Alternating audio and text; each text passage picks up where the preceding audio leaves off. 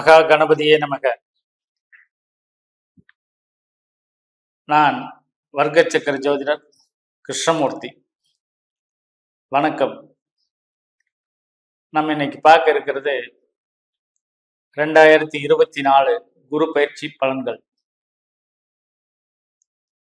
இந்த குரு பயிற்சி பலன்கள் எப்பவுமே எல்லாரும் எதுக்காக விரும்பி பார்க்குறாங்க அப்படின்னு பார்த்தீங்கன்னா, பொதுவாகவே இந்த வருட கிரகங்கள்னு சொல்லக்கூடிய குரு அல்லது ராகு கேது சனி, இந்த 3 கிரகங்களோட தான் பெரிய மாற்றங்களை ஒவ்வொரு ராசியில உண்டு பண்ணுதுங்கிற காரணத்தினால இந்த குரு பயிற்சிங்கிறது எல்லா மக்கள் மத்தியிலையும் இது ஒரு பிரபலமான வாசகமா குரு பயிற்சி பலன்களை சொல்லிட்டு இருக்காங்க. கடகராசிக்காரங்க அப்படின்னாலே இது ஒரு நேர் ராசி. இந்த கடகராசியினுடைய சிம்பல் பார்த்தீங்கன்னா ஒரு நண்டு. இந்த கடகராசி இதுக்குள்ள இருக்கிற நட்சத்திரங்கள் எடுத்தீங்கன்னா புனர்பூசம் 4ஆம் பாதமும், பூசம் 4 பாதங்களும், ஆயில்யம் 4 பாதங்களும். அதாவது புனர்பூசம்ங்கிறது ஒரு பாதம் குருவோட நட்சத்திரம், அதுக்கப்புறம் சனியோட நட்சத்திரம், அதாவது பூச நட்சத்திரம் 4 பாதங்கள், அதற்கப்புறம் புதனுடைய நட்சத்திரம் 4 பாதங்கள். இதுல என்ன விசேஷம்னு கேட்டா, இந்த குரு பயிற்சி அப்படிங்கிற இது குரு உச்சமாகக்கூடிய இடம் இந்த கடகராசி. கடகராசியில பூசம் நட்சத்திரத்துல குரு உச்சமாவார். அதே குரு அதே இடத்துல புதன் இங்க நேசமாகிற இடம் பார்த்தீங்கன்னா, அதாவது அறிவுக்காரகன்கிற சொல்லக்கூடிய புதன் நேசமாகக்கூடியது அதே குருவுடைய வீட்டுல சனியோடைய இன்னொரு நட்சத்திரமான உத்திரட்டாதி நட்சத்திரத்துல அங்க நேசமாவார். இதெல்லாம் எதுக்கு சொல்றேன்னா, அறிவுக்காரகன் ஒரு புத்திகாரகன் குரு, அறிவுக்காரகன் புதன். அந்த புத்தி வேறு, அறிவு வேறு. அறிவுங்கிறது படிச்சு தெரிஞ்சுக்கிறது. புத்திங்கிறது பல அனுபவிச்சு அதை மைண்ட்ல வச்சுக்கிற விஷயம். அதனாலதான் இந்த புத்திகாரகன் குரு, அறிவுக்காரகன் புதன் புத்திகாரகன் கிட்ட போய் நீசமாகிறது அங்க. ஆனா இங்க பாத்தீங்கன்னா குரு உச்சமடைகிற இடம் எதனால உச்சமடைகிறார் அப்படின்னு பாத்தீங்கன்னா, குருதான் ஒரு ஜீவகாரகன்னு சொல்லுவாங்க. ஒரு உயிரை உற்பத்தி பண்ணக்கூடிய ஒரு தன்மை இருக்கிறது குரு பகவான். அவர் காலபுருஷனுக்கு 9ஆம் இடமான தனுசு ராசிக்கு சொந்தக்காரர். தன்னுடைய இடமான தனுசுல மூலத்திரிகோணம் தனுசுல இருந்து இங்க கடகராசி 8ஆம் இடம், 8ஆம் இடத்துல அதாவது 8ஆம் இடம்ங்கிறது தனுசுல இருந்து 8ஆம் இடம் கடகம். காலபுருஷனுக்கு அது 4ஆம் இடம், தாயார் ஸ்தானம். அப்ப அது தந்தை ஸ்தானத்திலிருந்து தாயார் ஸ்தானத்துல குரு ஒரு உயிரை உற்பத்தி பண்ணக்கூடிய காரணத்தினாலதான் அவர் ஜீவகாரகன். குருதான் புத்திரகாரகன், ஜீவகாரகன் இதெல்லாம் சொல்லக்கூடியது. இவ்வளவு விசேஷம் மிக்க ஒரு குரு பகவான் இப்போ பயிற்சியாகி இவங்களுக்கு எங்க வர்றாங்கன்னு பாத்தீங்கன்னா, லாபஸ்தானமான 11ஆம் இடத்துக்கு வர்றாரு.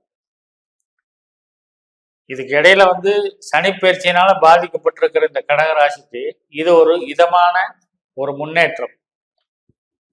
பொதுவா குரு பயிற்சி பலன்கள் என்ன சொல்லுது அப்படின்னு பாத்தீங்கன்னா, இந்த கடகராசிக்கு நினைத்த காரியம் கைகூடும், எடுத்ததெல்லாம் வெற்றி அடையும் அப்படிங்கிற மாதிரி குடும்பத்துல இது வரைக்கும் இருந்து வந்த மனத்தாங்கல்கள் எல்லாம் அகன்று விலகி சகஜ நிலை ஏற்படும். எப்போ இந்த குரு பயிற்சி பின்னால வறுமையும் நோயும் இருந்த இடம் தெரியாமல் போகும். செய்யற தொழில உற்சாகம் ஏற்படும், நல்ல ஆதாயம் கிடைக்கும். உத்தியோகத்தில் இருக்கிறவங்களுக்கு மேலதிகாரியோடைய ஆதரவோடு பதவி உயர்வு கிடைக்கும். சிலருக்கு விரும்பிய இடத்துல ஊர் மாற்றம் கிடைக்கும், அல்லது சிலர் வீடு மாற்றம், அல்லது ஒரு கிராம அதிகாரம், நிர்வாகம், இது மாதிரி விஷயங்கள் எல்லாம் வந்து இந்த குரு பயிற்சிக்கு பின்னால அவங்களுக்கு கிடைக்கும். இதோட அரசியல் அதிகாரம் நிறைய பேர்த்துக்கு உண்டாகும், அரசு மரியாதை கிடைக்கும், தான தர்மங்கள் எல்லாம் செய்வாங்க, வாகனங்கள், காரு, இந்த மாதிரி வாகனங்கள் எல்லாம் வந்து அமையும். கல்வித்துறை வந்து பலவற்றிலும் கல்வித்துறையில அது ஒரு பல இடங்கள்ல வந்து சிறந்த ஒரு நிபுணராக ஆவாங்க, வித்தியவானாக ஆவாங்கன்னு சொல்றாங்க. அதே மாதிரி புகழ், பல வழியிலையும் உங்களுக்கு புகழ் கிடைக்கும். பொதுவா வந்து பாக்கியம் பெருகும்னு சொல்றோம். அதாவது இவங்களுக்கு பெரும் புள்ளிகள் அல்லது ஒரு முக்கியமான நபர்களுடைய ஒரு அறிமுகம் வந்து இவங்களுக்கு கிடைக்கும். அதனால இவங்களுடைய இருந்த நிலைமை உயர்வடையும். அரசோட சகாயம் கிடைக்கும். அரசாங்கம், கல்வியாளர், இவங்களால் லாபம் ஏற்படும். பணம் பல வழிகளில் வந்து குவியும் சொல்லுவோம். பொன் பொருள் சேரும், உயர் பதவி கிடைக்கும், நோய் நீங்கி ஆரோக்கியம் ஏற்படும், வெளிநாட்டு பயண வாய்ப்பு, அதனால வந்து ஆதாயம் பெருகும். எல்லா வழியிலுமே வந்து இந்த 11ஆம் இடத்து குரு வந்து இவங்களை வந்து சுப பலன்களை தருவார். இதெல்லாம் வந்து இந்த கடக ராசிக்கு இந்த குரு பயிற்சிக்கு பின்னால் நடக்கக்கூடிய பலன்கள். அதே மாதிரி இவங்க எப்பவுமே வந்து இந்த கடகராசிக்காரங்கனாலே அது வந்து ஒரு ஆற்று தண்ணி,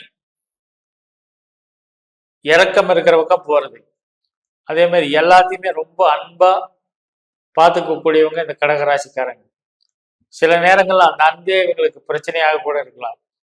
இத்தனை சுபபலன்கள் சொல்லி இருக்கும் போதும் கூட இவங்களுடைய ராசிக்கு 8ஆம் இடத்துல சனி பகவான் இருந்து இன்னும் சில பிரச்சனைகளை கொடுத்து கொண்டாதான் இருப்பார். அப்படின்னாலும் கூட இவ்வளவு நாளா இந்த சனி பயிற்சிக்கு பின்னால இருந்த நிலைமையிலிருந்து அப்படியே வந்து ஒரு 50% மேல இவங்க வந்து உயர்வான நிலைக்கு போகக்கூடிய காலகட்டம் இதுங்கிறத மட்டும் இந்த நேரத்தில் இந்த ராசி பலன்களை முத்தாய்ப்பு உங்களுக்கு சொல்லிக்கிறோம். இதுல வந்து உங்களுடைய இதெல்லாமே ஒரு சொல்லக்கூடிய பொது பலன்கள்.